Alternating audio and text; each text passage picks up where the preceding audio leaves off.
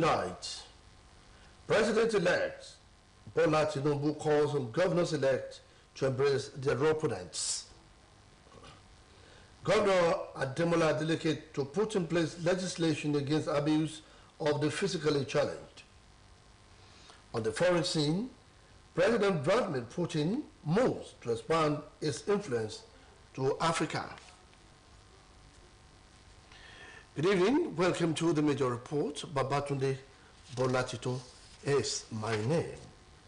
The President-elect Bola Tinubu has urged new governors-elect and lawmakers-elect to embrace their opponents and supporters to achieve a united Nigeria. While congratulating winners of the governorship and state houses of assembly elections, Tinubu said it is important for winners and losers to initiate the process of healing. According to former governor of Lagos State, the election is pivotal to the growth and sustenance of democracy and democratic governance at the state levels. In a statement, the president-elect argued that consolidating democratic governance at a sub-national level will bring more development and improve quality of life to the masses. He added that to ensure the masses benefit in terms of dividends of democracy and good governance, he urged the newly elected officials to commence healing process and embrace their challenges in the polls. He added that as elected officials, the only way to justify the trust and confidence of the people and the mandate entrusted in them is to commit themselves to the service of the people and work diligently to make life better for the masses. Speaker of the House of Representatives, Femi Gbajabiamila, has said that the outcome of the 2023 general election showed a mild improvement in previous elections in the country, despite the challenges associated with elections. Honorable Gbajabiamila, who spoke at the resumption of plenary at the House after the conduct of the general election, also calls on the lawmakers and those in government, saying they failed in their commitment to ensuring political empowerment and representation for women and other marginalized Nigerians. The speaker said it is unusual for state to plead from one party to another, as witnessed during the last elections, attributing it to the use of technology made possible by the Electoral Act passed by the National Assembly. He, however, said it is unfortunate that people see the elections as manipulated, alleging voter suppression in places where they lost elections, while the outcome was perfect in places where they won. Meanwhile, Osun State, the People's Democratic Party has won 25 of the 26 House of Assembly seats in Osun State. The results were announced by the returning officers of the various constituencies in the state. The All Progressive Congress APC won only in Borikwe Boluwadro State constituency, where the former governor Adegboyega Oyetola hails from. The returning officer, Dr. Akamu Alex, had earlier declined declaration of the results for Borikwe Boluwadro constituency because, according to him, he needed some clarifications before the announcement. The PDP had earlier cleared the 3 senatorial and 9 houses of representative seats for the National Assembly in the February 25 general elections. Observers are of the opinion that the result of the National Parliament and State House of Assembly elections have shown the true political situation as to which party truly has the support of the people of the state. Governor Bello Matawalle of Zamfara State has lost his seat to the opposition People's Democratic Party governorship candidate, Dauda Lawal. The Independent National Electoral Commission declared Lawal as the governor-elect with a total of 377,726 votes. He defeated Matawalle of the All Progressive Congress, who polled 311,976 votes. Lawal was declared as the winner in Gusau, the state capital, in the early hours of today. The INEC returning officer, Professor Kashimu Shehu of the Federal University Birnin Kebbi, certified that Dauda Lawal of the PDP is the winner of the election. Osun State Governor, Senator Ademola Adeleke, today distributed mobility aids to no fewer than 240 selected persons with disabilities in Osun State. This is in continuation of the celebration of his 100 days in office. Governor's Office correspondent Abdurrahim Adekilekun now completes the story. Osun State Governor Senator Ademola Adeleke, who identified with persons with disabilities, did not hide his joy when he danced to cultural performances by different groups.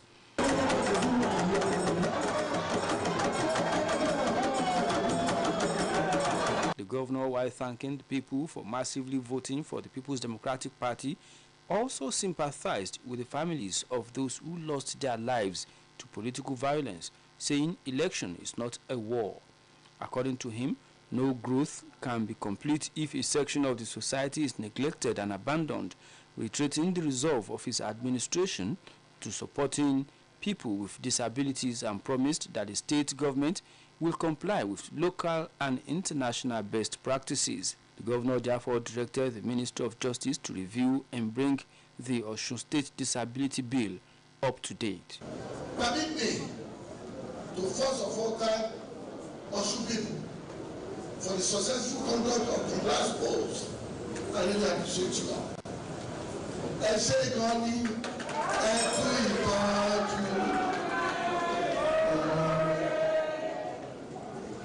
while we celebrate the success of the poll, we equally sympathize with the victims of political violence across the state.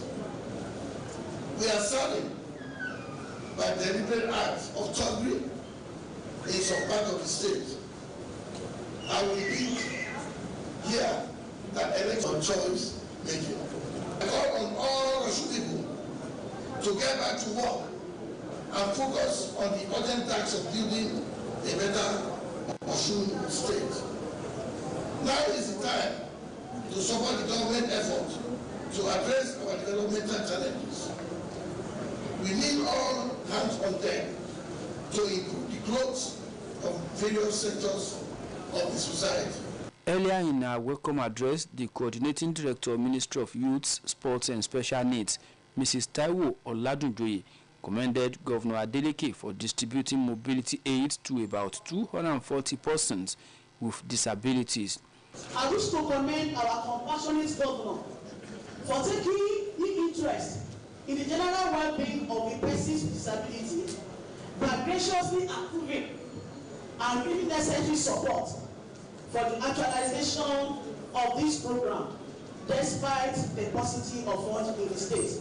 In their goodwill messages, Mr. Stephen Idowu, President of the Joint National Association of Persons with Disability, JONAPID, Dr. Olayinka Odenide, Mr. Kehinde Onitiju, among others, thanked the governor for his love for the disability community, demonstrated through the life impacting programs under the Community Development Association, CDA, and the distribution of mobility aids, and as well requested for reinstatement of 61 disengaged people with disability teachers, among other requests.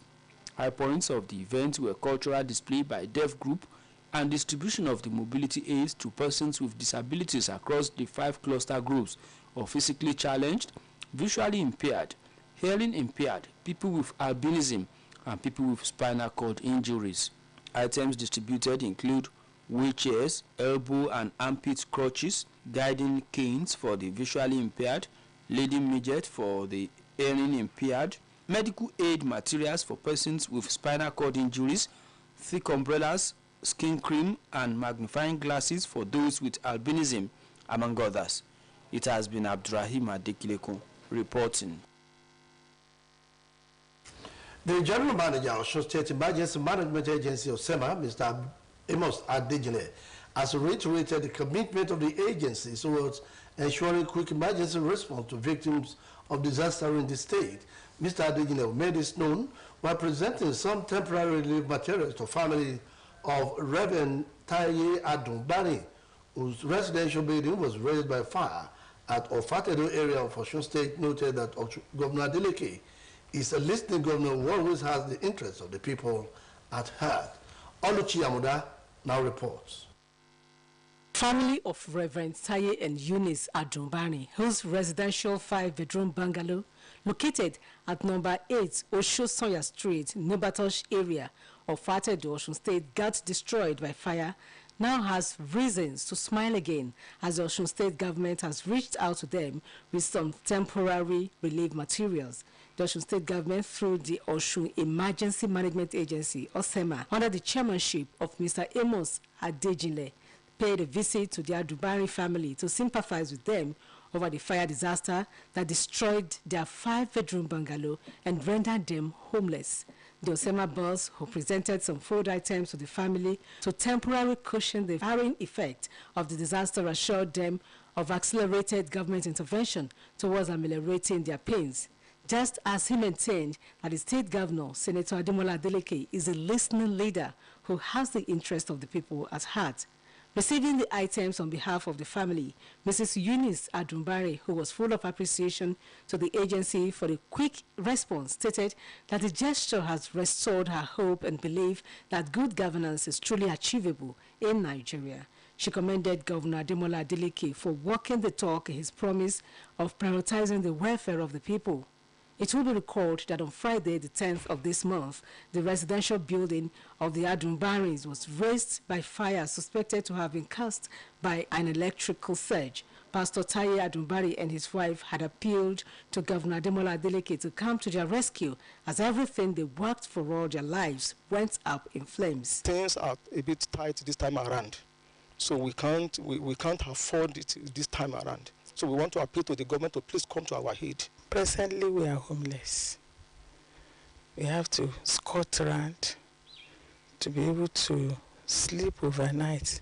In the morning, we have to get up and go somewhere again. Few hours after the report, the government, through OSEMA, responded to their appeal and reached out to the victims.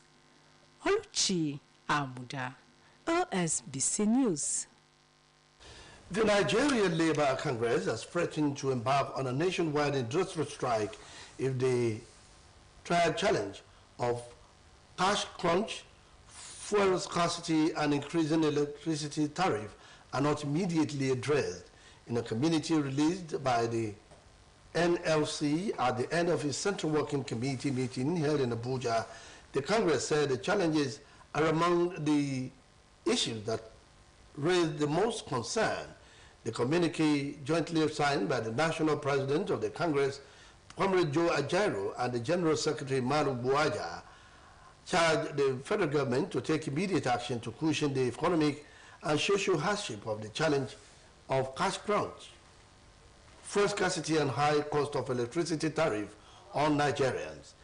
The Congress said poor implementation of the Naira redesign policy has caused considerable pain and hardship to the people, giving the government 7 working days beginning to make Naira notes available to the people, or Congress will be compelled to direct its members to withdraw their services.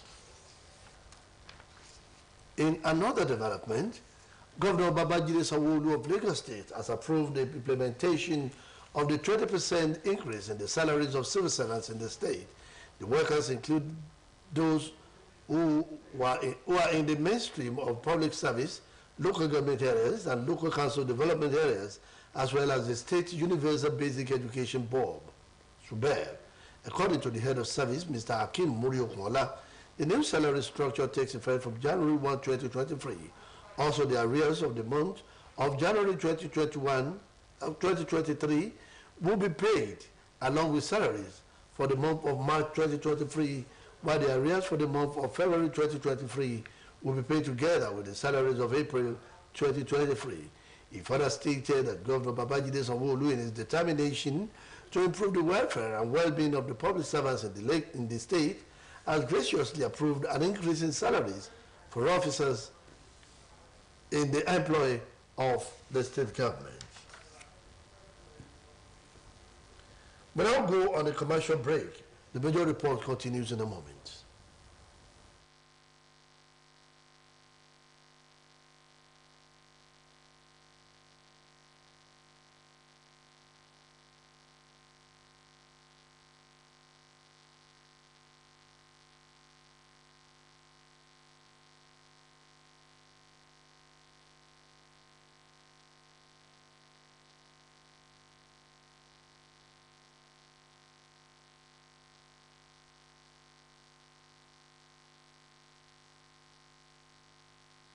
Every day, life presents hopes, dreams, and challenges.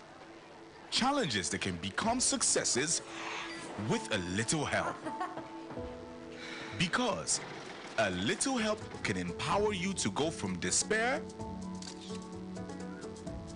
to celebration. A little help can keep you going until the race is won.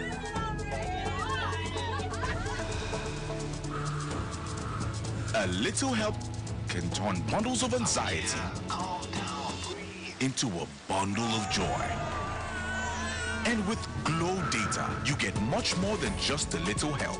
You get the biggest data deals in town to make every day glow with small wins and big wins. Dial *777# to select your Glow Data plan. You're welcome back. The Joint Admission and Matriculation Board has announced the resumption of registration for the 2023 Direct Entry Examination. The registrar, Professor Isaac Oloyede, who made this known at a news briefing in Abuja, said the registration will close on the 28th of April. The board had on February 21 announced the suspension of the registration to enable it to deploy certain measures which are designed to better serve prospective candidates, lamenting the high level of forgery of A-level certificates used for the registration. Professor Oloyede told reporters that the board had introduced new guidelines to checkmate such act. The registrar also noted that for the further checkmate of the anomaly and also prevent reoccurrence, the board has decided that the 2023 the registration will not only be restricted to JAMB professional test centers, but will also be done under strict supervision. Professor Oloyede, however, said 127 candidates who had earlier registered for the 2023 before the exercise was suspended will be considered to return to the registration centers and update their application. As Muslim prepares for Ramadan, the Sultan of Sokoto and President of the Nigerian Supreme Council for Islamic Affairs, Alhaji Saad Abubakar III, has directed Muslim faithful to look out for the new moon of Shaban 1444 AH, which is equivalent to March 22, 2023, which signals the beginning of the Ramadan. Sultan Abubakar announced this in a statement by Director of Administration of the Council, Zubairu Haruna Usman Ugu. The Sultan said one of the special activities during Ramadan is tafsir, the explanation of the exegesis of the Holy Quran, which is meant to enlighten Muslims on the treasures of the Quranic messages.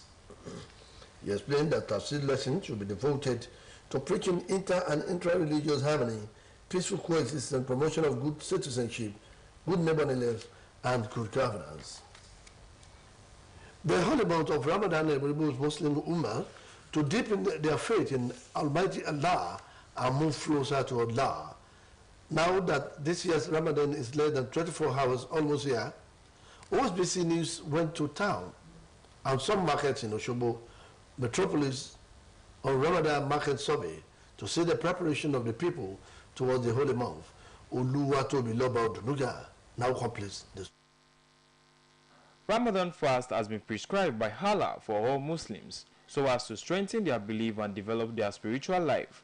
This much assertion and sacrifice of sensual desires has been made obligatory upon every Muslim, that he neither eats nor drinks anything, nor seeks sexual satisfaction from dawn to dusk during the whole of the blessed month, in compliance with the commandments of Allah, and in the process to avoid all sinful acts. Speaking with OSBC News, a Muslim cleric, Yahya Oloyede, said the month of Ramadan is a holy month where one solely focuses on worshipping Allah and refrains from involvement in worldly affairs, noting that it is a time to reflect, increase worship, and to increase one's religious knowledge, seeking closeness to Almighty Allah. The benefit that Ramadan gives us is to believe in taqwa. Yani taqwa means belief in Allah. Meanwhile, oftentimes Muslim Ummah always stock up foodstuff and other essentials in their homes to make the period of Ramadan a blissful experience. To this end, OSBC News went around some markets in Oshobo metropolis, including Igbono, Shasha, MDS, Oluode and Otaifu markets, among others. For Muslim faithful preparation towards the holy month, traders who spoke with OSBC News in some markets, including Mrs. Abimbola Fafiyebi and Mrs. Rashidat Kozim, among others, complained that the scarcity of cash had slowed down their businesses, saying non-availability of cash have continued to pose a huge challenge to their businesses. They lamented that the cash crunch crisis is not making it all to look like Ramadan is almost here. The transfer will not enter. At times they will reverse it. We call them, they will not pick the call. Some people will bring it back, some people they will not bring it, and there is no market. They called on the federal government to make the Naira notes accessible for all, saying this will increase their sales in every way. Oluwa Tobiloba, Odunuga, OSBC News. Now welcome to our sports segment.